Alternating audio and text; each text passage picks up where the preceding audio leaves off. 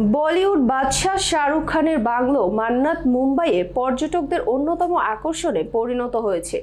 বান্দ্রা এলাকার এই বাংলোটির বাইরে প্রতিদিন শত শত শাহরুখ ভক্তের ভিড় করে।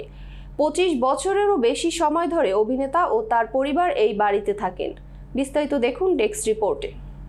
এবার জানা গেল চলতি বছরের শেষ দিকে তারা এই বাংলো ছেড়ে একটি অ্যাপার্টমেন্টে থাকতে যাবে।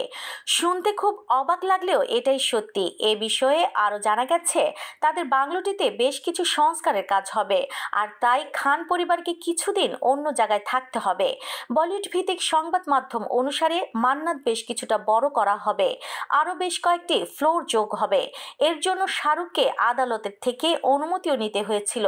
ইতিমধ্যেই কিছুটা কাজ শুরু হয়ে গেছে, কিন্তু এরপর আরো ভারী কাজ হওয়ার কারণে পরিবারের সবাইকে নিয়ে শাহরুখের পক্ষে সেখানে থাকা সম্ভব হবে না। তাই তারা সেই সময়টুকুর জন্য অন্য জায়গায় থাকবেন।